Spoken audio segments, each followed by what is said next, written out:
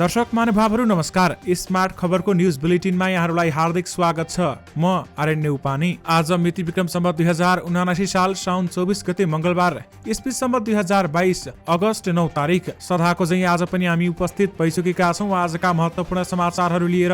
हामीलाई अन्तिमसम्म हेर्नुहोला अनि हाम्रो मेहनतका लागि यो भिडियोमा एउटा लाइक अवश्य गर्नुहोला। दर्शक महानुभावहरू, पल पलको न्युज अपडेटका लागि हाम्रो च्यानललाई सब्स्क्राइब गरी नजिकै आउने बेल आइकनलाई क्लिक गर्नुहोला। कहाँबाट हेर्दै हुनुहुन्छ अनि के कस्तो लाग्दैछ आफ्ना कुराहरू तलको कमेन्ट बक्समा कमेन्ट गर्नुहोला। दैनिक रूपमा हेर्नुहुन्छ भने रेगुलर भनेर लेख्नुहोला। आज पहिलोचोटि हो भने फर्स्ट टाइम भनेर लेखिदिनुहोला। दर्शक महानुभावहरू, देशभित्रबाट हेरिरहनु भएको छ भने आफ्नो गाउँ ठाउँ सहर अनि जिल्लाको नाम लेखिदिनुहोला। विदेशबाट हामीलाई हेरिरहनु भएको छ भने कुन देशबाट हेर्नु भएको छ त्यो कुरा पनि तलको कमेन्ट बक्समा कमेन्ट गरिदिनुहोला। आउनुहोस् दर्शक महानुभावहरू, आजका मुख्य समाचार सुरु गरौँ। मुख्य समाचारका शीर्षकहरूबाट। पश्चिम सिटी र एसआर 6 जना भारतीय कम्पनीले पायो। निर्वाचनका लागि नेपाल प्रहरी र सशस्त्र एआइजीमा नेतृत्वको सेल। आफ्नो कार्ड नखोली सकियो सिट बाँडफाँड कार्यदलको पहिलो बैठक। लुम्बिनी अस्पतालको ठेक्कामा मिलिमुतो ठहर। खरिद अनुगमनले दियो 3 आधार। देशभरका विमानस्थल क्षेत्रमा धुम्रपान निषेध। सर्वोच्चले न्याय परिषदसँग माग्यो न्यायाधीश शाहको नियुक्ति र बर्खास्तीको निर्णय। हरिकृष्ण कार्कीलाई कायम मुकाम प्रधान न्यायाधीशको जिम्मा। नारायणगढ मुगलिङ सडक खण्डमा पहिरो खस्दा सडक अवरुद्ध। सन्दीप लामिछानेले युएईमा हुने T20 लिग खेल्ने मार्की प्लेयरको रूपमा अनुबन्ध। चिकित्सा शिक्षा स्नातक तहको छात्रवृत्तिमा 3 वर्षमा 1.5 अर्ब खर्च। प्रचण्ड चितवनबाटै चुनाव लड्नुहुन्छ, अन्त जानुहुन्न भन्दै नेताहरूको धारणा। काठमाडौँ उपत्यकामा 42 जनामा हैजाको संक्रमण पुष्टि।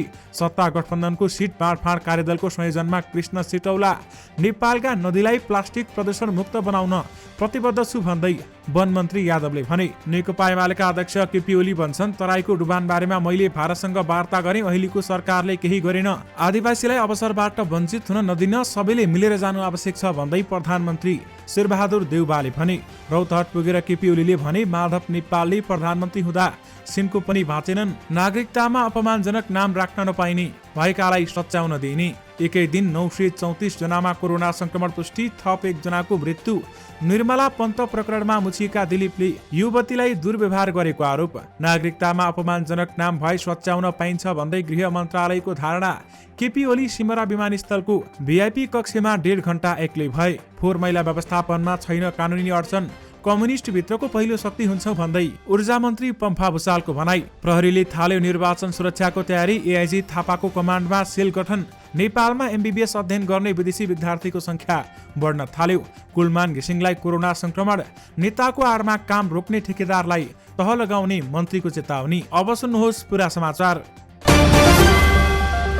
नेपाल विद्युत प्राधिकरणका कार्यकारी निर्देशक कुलमान घिसिङलाई कोरोना संक्रमण पुष्टि भएको छ। आज गरिएको परीक्षणमा घिसिङलाई कोरोना संक्रमण पुष्टि भएको हो भने घिसिङसँगै परिवारका 3 सदस्यलाई पनि कोरोना संक्रमण पुष्टि भएको बताइएको छ। कुलमान, उनकी श्रीमती र छोरा लगायतलाई संक्रमण भएको पारिवारिक स्रोतले बताएको छ। गृह मन्त्रालयले नागरिकतामा व्यक्तिको अपमानजनक नाम र थर उल्लेख हुने गरी नागरिकता प्रमाणपत्र जारी नगर्ने भएको छ।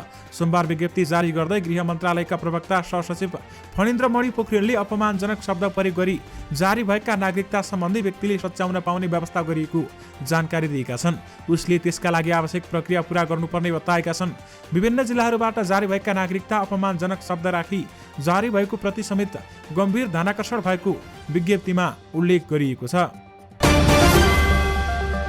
दर्शक महानुभावहरू, 4 वर्ष अघि कञ्चनपुरमा निर्मला पन्त घर नजिकैको खुबारीमा बलात्कारपछि हत्या गरेको अवस्थामा फेला परेकी थिइन्। निर्मलाको हत्याको 25 दिनपछि प्रहरीले भीमदत्त नगरपालिका 2 कै दिलीप सिंह विष्टलाई समातेर अभियुक्तका रूपमा सार्वजनिक गरेको थियो। त्यसको 2 दिनपछि 26 भदौमा जिल्ला अदालतले उनको संलग्नता पुष्टि गर्ने ठोस प्रमाण नभएको र डीएनए समेत म्याच नभएको भन्दै साधारण तारिखमा रिहा गर्न आदेश दिएको थियो। त्यसपछि उनी छुटेका थिए।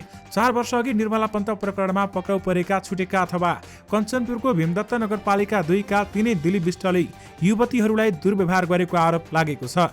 दिलीपले बाटोमा हिँड्ने किशोरी तथा युवतीहरूलाई जिस्काउन थालेको गुनासो गरिएको छ। निर्मला मृत भित्तिको क्षेत्रमा पर्ने भगतपुर ब्यारेक उल्टा खाम सडक खण्ड भएर आवजावत गर्ने किशोरी र युवतीलाई जिस्काउन थालेको गुनासो आएको कञ्चनपुर प्रहरीले जनाएको छ। जिल्ला प्रहरी कार्यालयका प्रमुख प्रहरी उपरीक्षक एसपी श्यामसिंह चौधरीले बाटोमा हिँड्ने क्रममा +2 मा अध्ययनरत युवतीहरूलाई जिस्काएको गुनासो आएको र सो विषयमा अनुसन्धान भइरहेको जानकारी दिएका छन्। हामी कहाँ दिलीप विष्टले जिस्कायो भनेर ती युवतीका अभिभावक आउनुभएको थियो। एसपी चौधरीले हामीसँग भने यो कुरालाई गम्भीर रूपमा लिएर अनुसन्धान गर्ने काम गरिरहेका छौँ भन्दै बताएका छन्।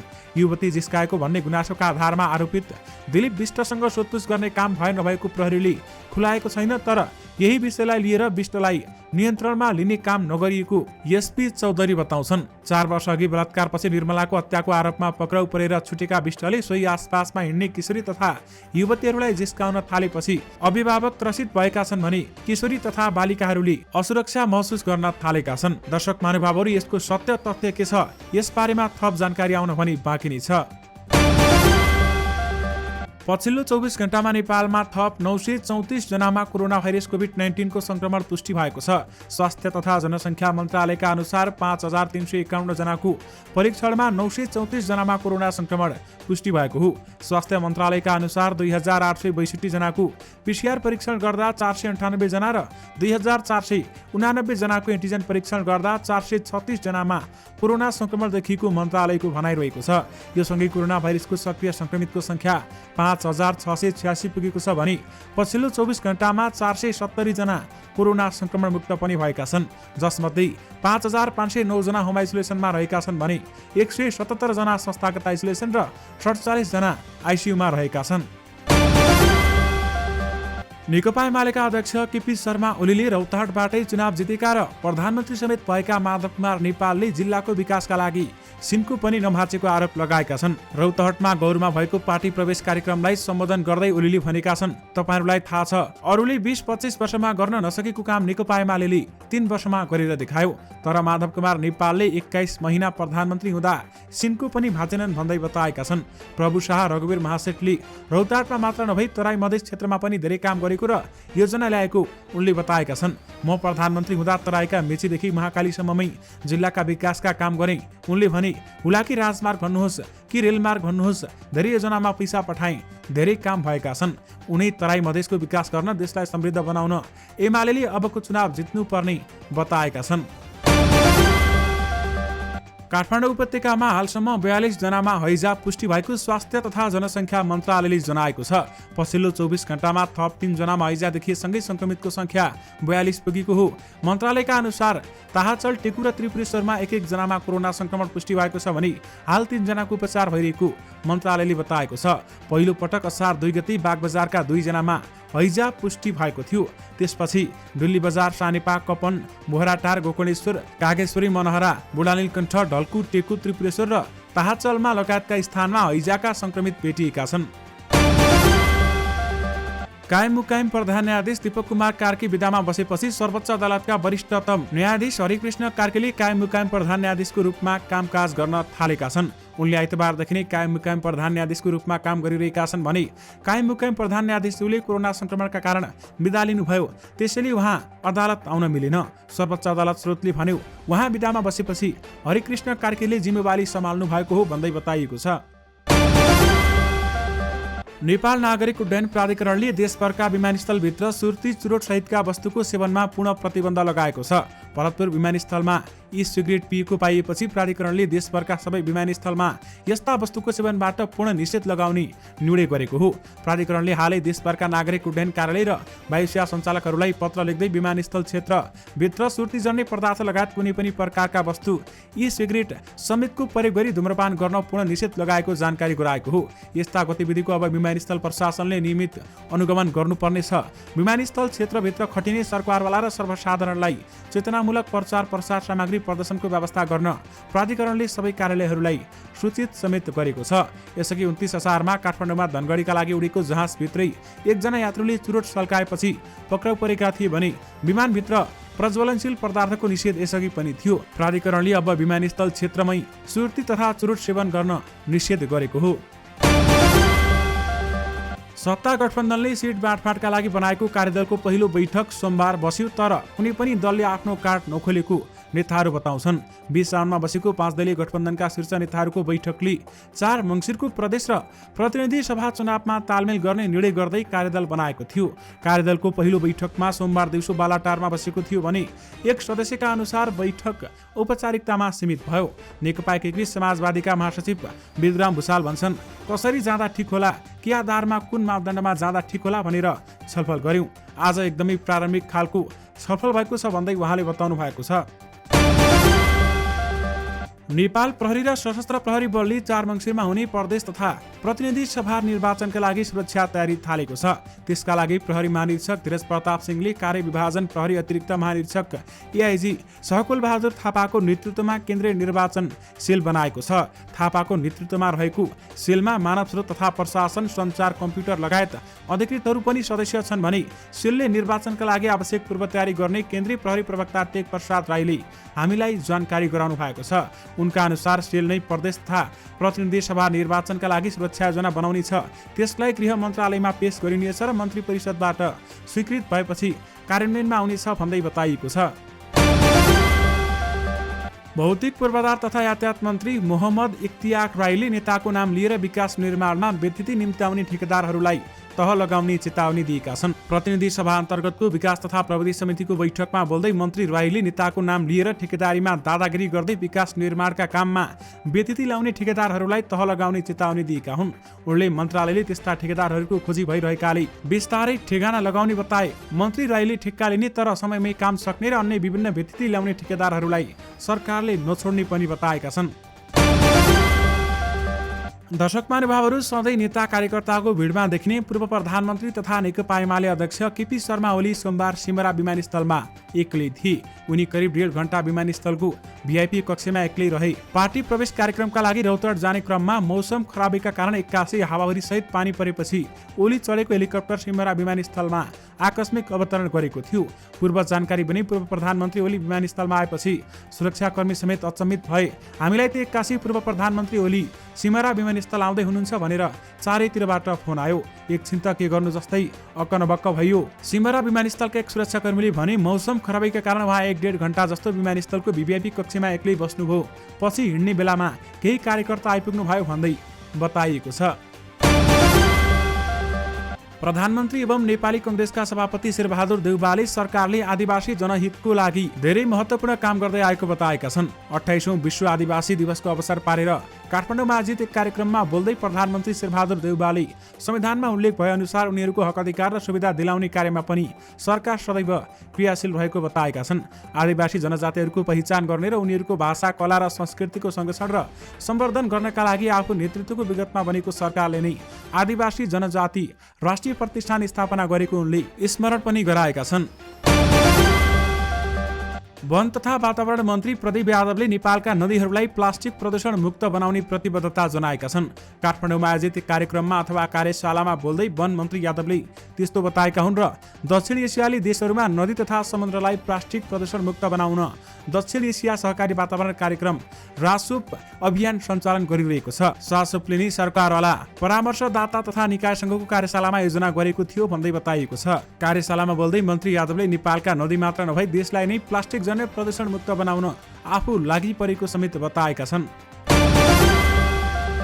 सत्तारूढ गठबन्धनमा रहेका दलहरूले चुनावी तालमेलको खाका बनाउन अथवा गठन गरेको कार्यदलको संयोजकमा नेपाली कांग्रेसका नेता कृष्ण प्रसाद सिटौला चयन भएका छन्। सोमबार बसेको कार्यदलको बैठकले कांग्रेसका पूर्व महामन्त्री सिटौलालाई संयोजक चयन गरेको सञ्चार तथा सूचना प्रविधि मन्त्री ज्ञानेन्द्र बहादुर कार्कीले जानकारी दिनुभएको छ। कार्यदलले सिट बाँडफाँडको खाका बनाएर सत्ता गठबन्धनको शीर्ष नेताहरूलाई बुझाउने पनि उनले बताएका छन्। नेकपा एमालेका अध्यक्ष केपी शर्मा ओलीले तराई मधेसमा हुने डुबान समस्या समाधानका लागि आफूले भारतसँग कुरा गरेको तर अहिलेको सरकारले केही गर्न नसकेको बताएका छन्। आफूले भारतसँग कुरा गरेपछि दुई देशको संयुक्त टोलीले निरीक्षण गरेको भन्दै ओलीले रौतहटमा भएको कार्यक्रममा भने गौरवको डुबानको समस्या मैले देखेको हुँ। यहाँको यो समस्या समाधानका लागि मैले भारतका प्रधानमन्त्रीसँग वार्ता गरेको छु। दुई देशको संयुक्त टोलीले यहाँ निरीक्षण गरेको छ। सीमा क्षेत्रमा भारतले जमिन उकासेर पक्की सडक बनाएका कारण पानीको निकास बन्द भएर सीमा क्षेत्रमा नेपालको भूमि वर्षेनी डुबानमा पर्ने गरेको छ। कैलालीमा डुबान छ, गौरोमा डुबान छ, अरू विभिन्न ठाउँमा डुबान छ। ओलीले भनी त्यो डुबानको समस्या समाधान हुनै पर्छ, पानीलाई स्वतन्त्र रूपमा बग्न दिनुपर्छ भनेर मैले भारतसँग कुरा गरेको छु। अहिलेको सरकारमा केही क्षमता भने देखिन भन्दै उहाँले बताउनु भएको हो। नेकपा माओवादी केन्द्रले चितवन जिल्ला समितिले पार्टी अध्यक्ष पुष्पकमल दाहाल प्रचण्ड फेरि चितवनबाटै आम निर्वाचनमा उम्मेद्वार बन्नुपर्ने निर्णय गरेको छ। आइतबार बसेको जिल्ला कार्यालय समितिको विस्तारित बैठकले प्रचण्डलाई चितवन 3बाटै जिताउन तयारी गर्ने निर्णय गरेको माओवादी केन्द्र चितवन जिल्ला संयोजक रामचन्द्र अधिकारीले बताएका छन्। हिजो हाम्रो कार्यकालको विस्तारित बैठक बस्यो, त्यसले तीनवटै निर्वाचन क्षेत्रको तयारी गर्ने र निर्वाचन क्षेत्र नम्बर 3मा प्रचण्डलाई भारी मतले जिताउन तयारी गर्ने निर्णय गर्यो भन्दै उनले भनेका छन्। 2074 सालको प्रतिनिधि सभा निर्वाचनमा प्रचण्ड चितवन 3बाट निर्वाचित भएका थिए। चिकित्सा शिक्षा आयोगले 2077 देखि 2079 सम्म चिकित्सा शिक्षाको स्नातक तह एमबीबीएस नर्सिङ लगायतमा छात्रवृत्ति बापत 1.5 अर्ब रुपियाँ अनुदान दिएको छ। शैक्षिक सत्र 2076 देखि 77 देखि 79-80 सम्मका लागि 18वटा शिक्षण संस्थाहरूलाई चिकित्सा शिक्षाको स्नातक तहमा छात्रवृत्ति दिने 1 अर्ब 45 करोड 42 लाख 40 हजार 34 रुपियाँ रकम एकमुष्ट उपलब्ध गराएको आयोगले जनाएको छ। आयोगले सोमबार आयोजना गरेको कार्यक्रममा छात्रवृत्तिको बजेट वितरण सार्वजनिक गरेको हो। नेपाली राष्ट्रिय क्रिकेट टिमका कप्तान सन्दीप लामिछानेले युएईमा हुने इन्टरनेसनल लिग आइपीएल टी20 क्रिकेट खेल्ने भएका छन्। इमिरेट्स क्रिकेट बोर्डको आयोजनामा हुन लागेको फ्रेन्चाइज लिगमा विश्वमा नाम चलेका स्टार खेलाडीहरूसँगै नेपाली लेग स्पिनर सन्दीप पनि मार्की खेलाडीको रूपमा अनुबन्ध भएका हुन्। इमिरेट्स क्रिकेट बोर्डले सोमबार विज्ञप्ति सार्वजनिक गर्दै Andre Russell, Moeen Ali, Sunil Narine, Chris Lynn, Colin Munro, Wanindu Hasaranga, Sandeep Lamichhane लगायतका अन्तर्राष्ट्रिय खेलाडीहरूले पहिलो संस्करणमा मार्की खेलाडीको रूपमा सम्झौता गरेको जनाइएको छ। नारायणगढ मुगलिन सडक खण्ड अन्तर्गत केराबारीमा पहिरो खस्दा सडक अवरुद्ध भएको छ। जिल्ला प्रहरी कार्यालय चितवनका अनुसार भरतपुर महानगरपालिका 29 केराबारी स्थित मौरी खोलामा लेदो सहितको पहिरो खस्दा सडक अवरुद्ध भएको हो। सोमबार साँझ 5 बजे पहिरो खसी अवरुद्ध भएको हो भने पहिरोका कारण नारायणगढ मुगलिन सडक खण्ड भएर चल्ने सवारी साधन भने रोकिएका छन्। सर्वोच्च अदालतले न्यायाधीश रेणुका शाहलाई उच्च अदालतमा नियुक्त गर्ने र पदबाट हटाउने न्याय परिषदको दुवैवटै निर्णय झिकाउन आदेश दिएको छ। सोमबार न्यायाधीश नहकुल सुवेदीको एकल इजलासले शाहलाई नियुक्त गर्ने न्याय परिषदको 2075 चैत 19 को निर्णय र उनलाई पदबाट हटाउने परिषदकै 2079 असार 24 गतिको निर्णय झिकाउन समेत आदेश दिएको हो। अदालतमा दर्ता भएका निवेदनहरूमाथि सामान्यतया कारण देखाउ आदेश जारी गर्ने प्रचलन रहेकोमा सर्वोच्च अदालतले शाहको निवेदनमा कारण देखाउ आदेश जारी नगरी न्याय परिषदबाट भएको नियुक्ति र बर्खास्तको निर्णय माग गरेको हो। सार्वजनिक खरिद अनुगमन कार्यालयले लुम्बिनी प्रादेशिक अस्पतालको नयाँ भवन निर्माणका लागि भएको ठेक्का सेटिङ भएको निष्कर्ष निकाल्दै सच्याउन निर्देशन दिएको छ। प्रदेश पूर्वाधार विकास प्राधिकरणलाई पत्र काट्दै कार्यालयले किन नियम विपरीतको प्रावधान गरेर ठेक्का भएको हो भन्ने स्पष्टीकरण पनि माग गरेको छ। कार्यालयमा सहसचिव उमेश ढुङ्गानाका अनुसार नियम विपरीत हुने गरी ठेक्कामा योग्यता र कागजात मागिएकाले त्यसमा स्पष्टीकरण मागिएको बताएका छन् र प्राधिकरणले ठेक्कामा भएको त्रुटिलाई सच्याउनु पर्ने कार्यालयले जनाएको छ। लगानी बोर्ड नेपालले 750 मेगावाटको जलाशययुक्त पश्चिम सेती जलविद्युत आयोजना र 450 मेगावाटको SR6 जलविद्युत आयोजना निर्माणको लागि भारतीय कम्पनीलाई अध्ययन अनुमति पत्र दिने निर्णय गरेको छ। बोर्डले गत 23 जेठमा यसका लागि प्रक्रिया अघि बढाउने निर्णय गरेको थियो भने बोर्डको प्रमुख कार्यकारी अधिकृत CEO सुशील भट्टका अनुसार सोमबार बसेको बैठकले भारतीय कम्पनी NHPC इन्डिया लिमिटेडलाई अध्ययन अनुमति पत्र प्रदान गर्ने सम्बन्धी समझदारी पत्रलाई स्वीकृत समेत गरेको छ। दर्शक महानुभावहरू, त्यसो त फोहोर मैला व्यवस्थापनका लागि विद्यमान कानुनी अडचन छैन। फोहोर मैला व्यवस्थापन सम्बन्धी ऐन 2068 जारी भइसकेको छ। 3 तहका सरकार अधिकार र कार्यक्षेत्र बारेमा संविधानको अनुसूचीमा स्पष्ट व्यवस्थापन गरिएको छ। सर्वोच्च अदालतले विक्रम सम्वत 2028 10 गते महानगर र उपमहानगरपालिकाको अनुभवबाट देखिएका अन्य अवस्थामा पनि केही सुझाव समावेश गरी विस्तृत रूपमा प्रतिवेदन 5 महिनाभित्र बुझाउन सरकारका नाममा परमादेश जारी गरेको थियो। न्यायाधीश तेजबहादुर केसी र प्रकाश कुमार ढुङ्गानाको संयुक्त इजलासले दिएको आदेशमा समेत उक्त कुरा बताइएको छ, यानि कि फोहोर मैला व्यवस्थापनमा कुनै पनि कानुनी अडचन छैन भन्दै बताइएको छ। नेकपा माओवादी केन्द्रकी स्थायी समिति सदस्य एवं ऊर्जा जलस्रोत तथा सिँचाइ मन्त्री पम्फा भुसालले आगामी चुनावबाट कम्युनिस्ट शक्तिभित्रको पहिलो बन्ने दावी गरेकी छिन्। प्रेस सेन्टर नेपाल ललितपुरले आयोजना गरेको प्रेस सेन्टर केन्द्रका पदाधिकारीहरूलाई बधाई तथा शुभकामना दिन आयोजना गरेको कार्यक्रममा बोल्दै भुसालले माओवादी लेफ्टभित्रको पहिलो शक्ति हुनबाट कसैले रोक्न नसक्ने ठुकुवा गरेकी छन्। यो निर्वाचनमा अध्यक्ष प्रचण्डले भने जस्तै कम्युनिस्ट पार्टीहरूको पहिलो पार्टी र कम्युनिस्ट आन्दोलन भनेको माओवादी आन्दोलन हो भनेर पुष्टि गर्ने गरी शक्ति बन्नेछौँ भन्दै भुसालले भनेकी छन्। त्यो कम्युनिस्ट भित्रको पहिलो शक्ति स्थापित गर्न पार्टी नेता कार्यकर्ता र मिडियाको भूमिका हुनेछ, त्यसमा लाग्नुस्। यो बीचमा चाडबाड छ। हामी जहाँ जस्तो अवस्थामा भए पनि अब पूर्णकालीन प्रचार शक्तिको रूपमा मिडियाकर्मी जुट्नुपर्छ। हामी चुनावमा गठबन्धन अग्रगामी एजेन्डा लिएर जाने बताउँदै भुसालले अर्को शक्ति प्रतिगामी यथास्थिति मुद्दा लिएर जाने जिकिर समेत गरेकी छन्, यानि कि कम्युनिस्ट भित्रको पहिलो शक्ति हुन्छ भन्दै ऊर्जा मन्त्री पम्फा भुसालले भनेकी छन्। चिकित्सा शिक्षा आयोगले नेपालमा एमबीबीएस अध्ययन गर्ने विदेशी विद्यार्थीको संख्या बढेको बताएको छ। आयोगले सोमबार पत्रकार भेटघाट कार्यक्रम आयोजना गरेर यसको जानकारी गराएको छ। यो वर्ष 265 जना विदेशी विद्यार्थी अध्ययनका लागि भर्ना भएको र यो संख्या गत वर्षको भन्दा 6 गुणा बढिरहेको आयोगको भनाइरहेको छ। चिकित्सा शिक्षाको पहुँच सामान्य मानिसहरूको पहुँचमा क्रमशः वृद्धि भइरहेको आयोगका सदस्य सचिव डाक्टर भोजराज काफ्लेले बताएका छन्। दर्शक महानुभावहरू, यससँगै तपाईँहरूमाझ आजका सबै मुख्य समाचारहरू राखिसकेका छौँ। फेरि पनि तपाईँहरूमाझ नयाँ मुख्य समाचारको साथमा उपस्थित हुने नै छौँ। अहिलेलाई भने मलाई बिदा दिनुहोस्। नमस्कार।